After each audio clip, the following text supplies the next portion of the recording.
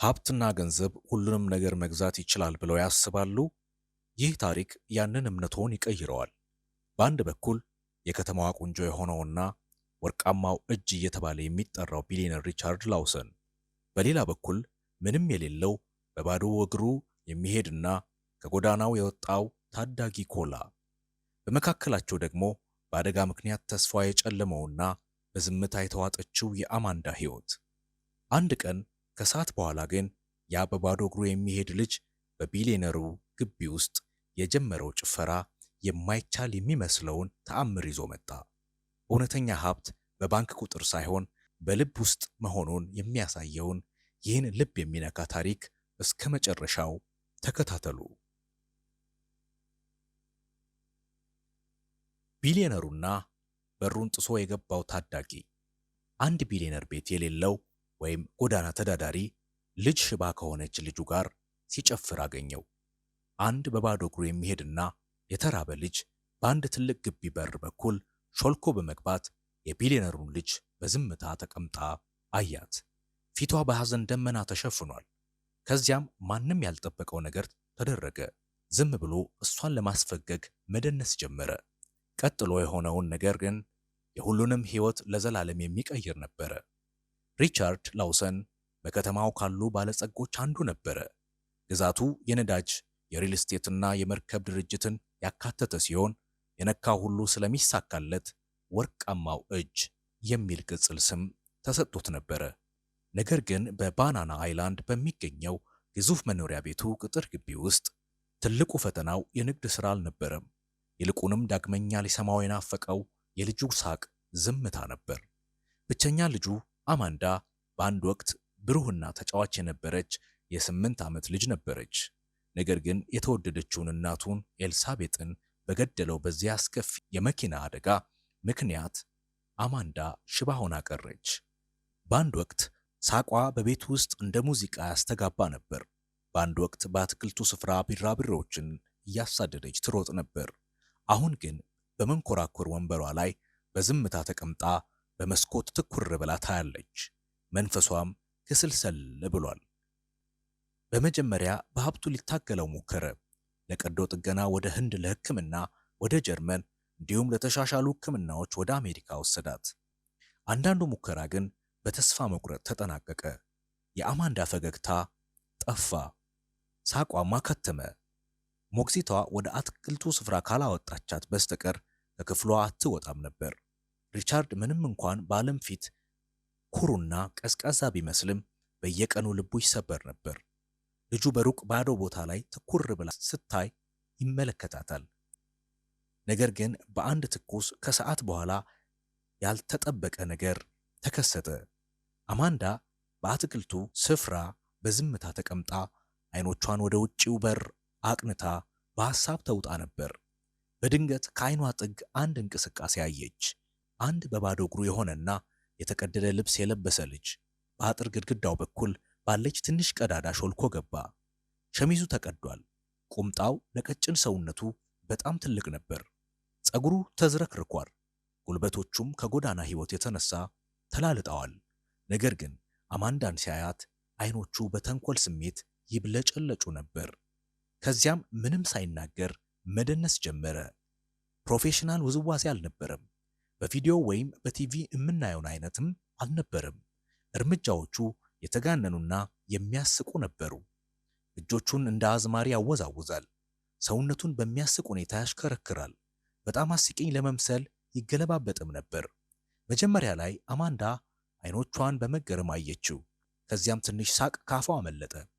ልጁ አይኖቹን አፍጥጦ ሊወድቅ እንደፈለገ ሆኖ በመንሸራተት ራሱን በሚያስቅ ሁኔታ አዳነ። አማንዳ እጆቿን አጨበጨበች። ከዚያ እንደ ታምር ሳቀች። ይህ ሳቅ የይሁኝታ ወይም የተገደደ አልነበረም። በመላው ግቢው ውስጥ የሚያስተጋባ እውነተኛ ንጹሕ ሳቅ ነበረ። ልጁም ፈገግ ብሎ ጭፈራውን አጠነከረው። እንደ መድረክ ተዋናይ በሳሩ ላይ ይሽከረከራል፣ ይዘላል፣ ይንከባለላል። የአማንዳ ሳቅ እየጨመረ መጣ።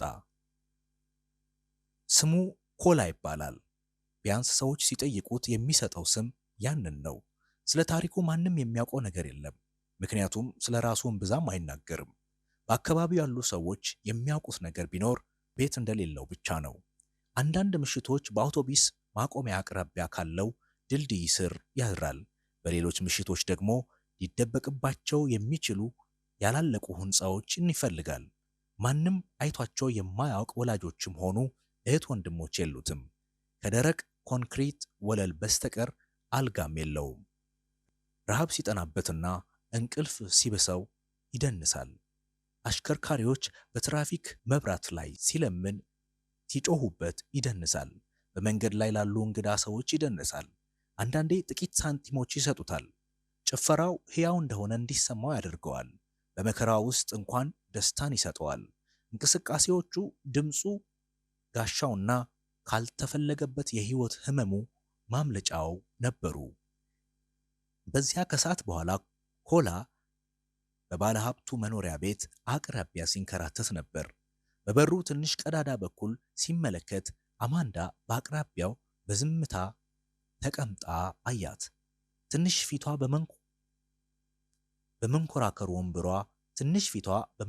ወንበሯ ክንድ ላይ አርፎ ነበር። አይኖቿም በሐዘን ወደ መሬት ተተክለዋል። በኮላ ውስጥ አንድ ነገር ተነሳሳ። ሐዘን እንደሚሰማው አውቃለሁ። ለሷ ከደነስኩላት ግን ምናልባት ፈገግ ላደርጋት እችላለሁ፣ ምናልባት ሐዘኗን ላባረርላት እችላለሁ ብሎ አሰበ። ስለዚህ ኮላ በአጥሩ በኩል በዝምታ ሾልኮ በመግባት ወደ አትክልቱ ስፍራም ገባ። ኮላ ስቂኝ ፊቶችን እያሳየና ሰውነቱን በተጋነነ ሁኔታ እያጣመመ መደነስ ጀመረ።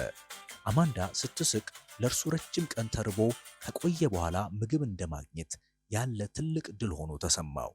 ሳቋ ልቡን በፍጥነት እንዲመታ አደረገው። ይበልጥ አበረታው። ይበልጥም ነፃ ሆኖ መደነስ ጀመረ። እሷ ባጨበጨበችና በሳቀች ቁጥር ለእሷ አዲስ ጉልበት ይሆንላታል። በእነዚህ ውድ ደቂቃዎች ውስጥ ኮላ በባዶ እግሩ መሆኑን መራቡንና ቤት እንደሌለው ሁሉ ረሳው። እሱ ተመጽዋች ወይም የጎዳና ልጅ አልነበረም። ይልቁንም ለሌላ ልጅ ደስታ የሚንበረከክ ሕፃን እንጂ። ኮላ ያልተረዳው ነገር ቢኖር አማንዳን ማሳቁ ብቻ ሳይሆን የእሷንም ሆነ የራሱን ሕይወት ለዘላለም እየቀየረ መሆኑን ነበረ። በግዙፍ መኖሪያ ቤት ውስጥ ሪቻርድ ላውሰን ያንን ድምፅ ሰማ። ባለበት ደረቀ። ያንን ድምፅ ካልሰማ ወራትን አስቆጥሯል። ታምር ለማየት እንደሚጓጓ ሰው በፍጥነት ወደ በረንዳ ወጣ። በአንድ በኩልም ያየው ነገር ተአምር ነበር። ልጁ እየሳቀች እጆቿን እያጨበጨበችና አይኖቿ ዳግመኛ በሕይወት ተሞልተው አያቸው። የደስታዋ ምንጭ ደግሞ መድኃኒት፣ ሕክምና ወይም ገንዘብ አልነበረም። ይልቁንም በግቢው ውስጥ በባዶ እግሩ የሚደንሰው የጎዳና ተዳዳሪ ልጅ እንጂ። ሪቻርድ ላውሰን የመጀመሪያ ስሜቱ ቁጣ ነበር። ይህ የተዝረከረከ የጎዳና ልጅ እንዴት ወደ ግቢ የገባ? ዘበኞቹስ የት ነበሩ? አደገኛ ቢሆንስ ብሎ አሰበ። እጆቹን በቁጭት ጨበጠ። ልጁን ወዲያውኑ ለማባረር ሊጮህ ነበረ። ነገር ግን አማንዳን አያት። ጉንጮቿ በደስታ ቀልተዋል። እጆቿ ላለፉት ወራት ታይቶ በማይታወቅ ጥንካሬ ያጨበጭቡ ነበር። ሁል ጊዜ ዝልፍልፍ የሚለው ጀርባዋ ቀጥ ብሏል። ያ ድምቀቱ ያልጠፋና ሕይወት ያለው ሳቋም ግቢውን ሞልቶታል። ሪቻርድ ባለበት ቆመ። ለወራት በሚሊዮን የሚቆጠር ገንዘብ ዶክተሮችንና ሕክምናዎችን ሲያሳድድ ቢቆይም ልጁ ግን በጭንቀት ውስጥ ስትቀመጥ ብቻ ነበር ያየው። አሁን ግን ይህ በባዶ እግሩ የሚሄድ ልጅ ከ10 ደቂቃ ባነሰ ጊዜ ውስጥ ወደ ሕይወት መለሳት። ሪቻርድ ይህን ሊረዳው አልቻለም፣ ሊያምነውም አልፈለገም። ነገር ግን የሚያየውን ነገር መካድ አልቻለም። ከአንዱ የእብነ በረድ ምሰሶ ጀርባ ተደብቆ በዝምታ መመልከቱን ቀጠለ። ደረቱ ተወጠረ። በዚህ ጊዜ ግን በቁጣ ሳይሆን ሊረሳው ተቃርቦ በነበረው ስሜት በተስፋ ነበረ። ልጁ ሲደንስና አማንዳ ስታጨበጭብ ሪቻርድ አንድ አስደንጋጭ ነገር ተረዳ። ይህ የጎዳና ልጅ በሀብቱ ሁሉ ሊያደርገው ያልቻለውን ነገር ለልጁ እያደረገላት ነበር። በማግስቱ ከሰዓት በኋላ ኮላ እንደ መጀመሪያው ቀን በዝምታ በፍጥነትና በተስፋ ተመልሶ መጣ። የመጣው ሊሰርቅ ፈልጎ አልነበረም። ይልቁንም በልቡ ውስጥ ትንሽ ተልዕኮ ሰንቆ ነበር፣ አማንዳን ዳግመኛ ማሳቅ። ትላንትና ማታ ሆዱ እየጮኸ በአንድ ኪዮስክ ጀርባ አድሮ ነበር። ነገር ግን ከረሃብ በላይ የሆነ ነገር አግኝቷል፣ የሕይወት ዓላማ። በአጥሩ በኩል ሾልኮ ሲገባ አማንዳ በሩ አጠገብ ሆና ስትጠብቀው አያት። አይኖቿ ያበራሉ፣ እጆቿም ለማጨብጨብ ተዘጋጅተዋል። ተዘጋጅተሻል? ሲል ጠየቃት፣ እጆቹን እንደ ሰርከስ ተዋናይ ወደ ላይ እያነሳ። አማንዳ በፈገግታ ራሷን ነቀነቀች። ጭፈራውን ከመጀመሩ በፊት ግን ሪቻርድ ላውሰን ከቤቱ ወጣ። ኮላ ለሰከንድ ደነገጠ። ያንን ትልልቅ ሰዎች ቁጣ ያውቀዋል፣ ከመመታቱ ወይም ከመባረሩ በፊት የሚወጣውን አይነት እይታ። ለመሮጥ ተዘጋጅቶ ትንፋሹን ዋጠ። የአማንዳ ድምፅ ግን ውጥረቱን አረገበው። አባዬ እባክህ እንዳታባረው እባክህ። ሪቻርድ ለጥቂት ጊዜ ልጁን ትኩር ብሎ ተመለከተው። ሸሚዙ በትከሻው በኩል ተቀዷል። ቁምጣው በጣም ቀጭን በሆነ ወገቡ ላይ ተንጠልጥሏል። ልጁ በባዶ እግሩ ነው። ጉልበቱ ላይ ያሉት ጠባሳዎች ደግሞ የትኛውም ሕፃን ሊያያቸው የማይገቡ ታሪኮችን ይናገራሉ። ነገር ግን አይኖቹ ይረጋጋሉ። ትዕቢተኛም ሆኑ ደካማ አይደሉም። ዝም ብለው ይረጋጋሉ። የት ነው የምታድረው? ሪቻርድ አሁን ድምፁን ለስለስ አድርጎ ጠየቀው። የትም አለ ኮላ። አውቶቢስ ማቆሚያ። አንዳንዴ ለጥቂት ሳንቲም እደንሳለሁ፣ አንዳንዴ ደግሞ ረሃቡ እንዳያሸንፈኝ ለራሴ እደንሳለሁ። የአማንዳ አይኖች በእንባ ተሞሉ። እሱ ያስደስተኛል አባዬ። ሪቻርድ ወደ ልጁ ተመለከተ። ጉንጮቿ ያበራሉ። ጀርባዋ ቀጥ ብሏል። የእግር ጣቶቿ ሲንቀሳቀሱ አስተዋለ። እንቅስቃሴው ትንሽ ሊሆን ይችላል፣ ነገር ግን ወራትን ሙሉ ታይቶ የማይታወቅ እንቅስቃሴ ነበር። ሪቻርድ ትንፋሹን ሰበሰበና እሺ፣ ለዛሬ እኔ ማየት በሚችልበት ክፍት ቦታ ላይ መቆየት ትችላለህ፣ ምንም አይነት መጥፎ ስነ ምግባር እንዳላይ አለው። ገባ ሲል ሪቻርድ ጠየቀው። ኮላ በፍጥነት ራሱን ነቀነቀ። እፎይታ በፊቱ ላይ ታየ። ወደ አማንዳ ዘወር ብሎ በፈገግታ የዝግጅት ሰዓት ነው አላት። እሷም አጨበጨበች። በዚያው ቅጽበት የአትክልቱ ስፍራ እንደገና ወደ መድረክነት ተቀየረ። አንድ ቀን ወደ 3 ቀናት ተለወጠ።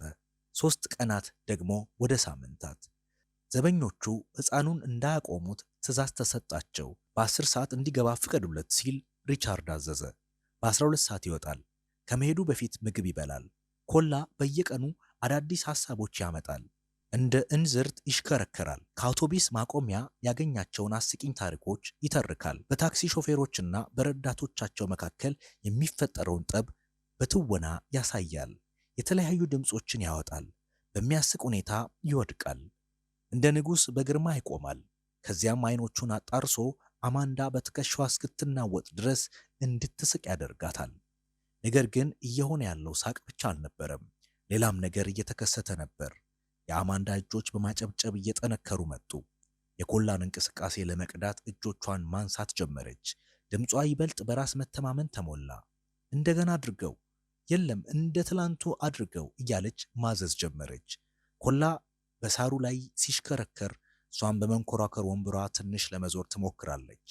እያንዳንዱ ትንሽ መዞር እንደ ትልቅ ድል ተቆጠረ። ሪቻርድ ይህን ሁሉ በዝምታ ይታዘባል። ትንሽ ነገሮችንም ያስተውላል። ኮላ ዝግጅቱን ከመጀመሩ በፊት ምንም ነገር ጠይቆ አያውቅም። ቀልድ ከመጀመሩ በፊት ሁል ጊዜ የአማንዳን ፊት ያያል። ከጭብጨባ በስተቀር ምንም አይጠብቅም። ሆኖም ምግብ ሲቀርብለት በቀን አንዴ መብላት ምን ማለት እንደሆነ እንደሚያውቅ ሰው በዝግታ ይበላል። ምሽት ላይ ኮላ ከሄደ በኋላ አማንዳ ከበፊቱ ይልቅ ብዙ ታወራለች። አባዬ፣ የፖሊስ ሳይረን ሆኖ ሲሰራ አየኸው?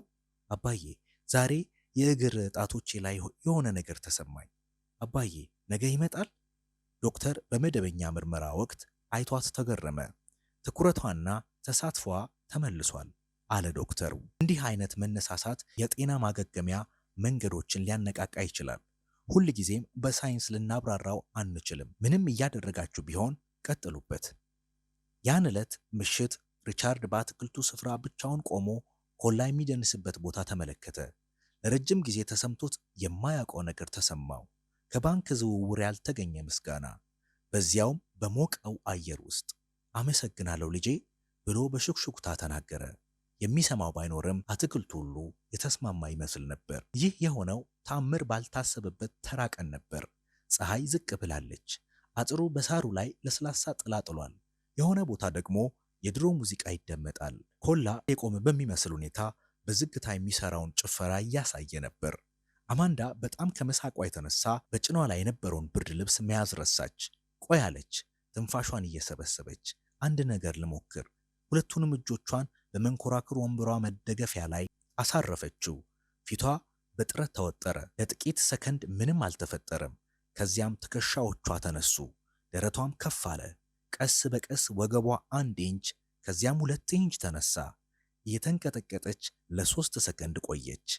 1 ሲል ኮላ አይኖቹን አፍጥቶ በሹክሹክታ ቆጠረ። 2 ሲል ሪቻርድ ሳይረዳው ወደፊት እየተራመደ ቆጠረ።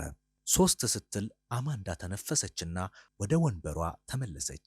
እያለከለከችና ፈገግ እያለች አይኖቿ በእንባ ረጥበው ነበር። በአትክልቱ ስፍራ ዝምታ ሰፈነ። ይህ ዝምታ የድሮ ከባድ ዝምታ አልነበረም። ይልቁንም ጸሎት ባልተጠበቀ መንገድ መልስ ሲያገኝ የሚሰማ ቅዱስ ዝምታ እንጂ። ኮላ በጩኸት ዝምታውን ሰበረው። አደረግሽው! አደረግሽው! 3 ጊዜ ተሽከርክሮ አጠገቧ በጉልበቱ ተንበረከከ። አሸናፊ ነሽ!